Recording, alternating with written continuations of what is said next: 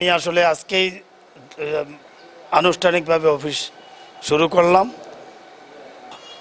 এই সিটি কর্পোরেশনের প্রচুর মশা এবং রোগ বালাই, হাঁচি কাশি মানুষের নিত্যদিনের ঘটনা। তো এটা নিয়ে আমাদের সিটি কর্পোরেশনে কাজ করছে।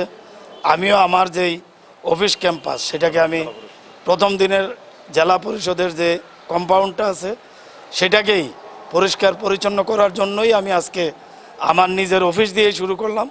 এটা থেকে আমার অধীনে যে সমস্ত জেলা পরিষদের স্থাপনাগুলো আছে, আমি অতীতে কি হয়েছে সেটা আমি বলতে চাই না। আজকে থেকে আমাদের এই যে স্থাপনাগুলো আছে এগুলো আমি চাই যে এগুলো যাতে পরিষ্কার পরিচ্ছন্ন থাকে এবং আমরা যাতে সুন্দরভাবে এগুলো রক্ষণাবেক্ষণ করতে পারি। সে কারণেই মূলত আজকে আমি এখান থেকে এই মূল অফিস থেকে আমি সেটা শুরু করেছি। পর্যায়ক্রমে প্রতিটা উপজেলা বা প্রতিটা স্থাপনা আমাদের যেখানে যে অবস্থায় আছে সেগুলো আমি পরিদর্শন করব, করে যেখানে কোথাও কোনো সমস্যা থাকলে সেগুলো সমাধান করার চেষ্টা করব।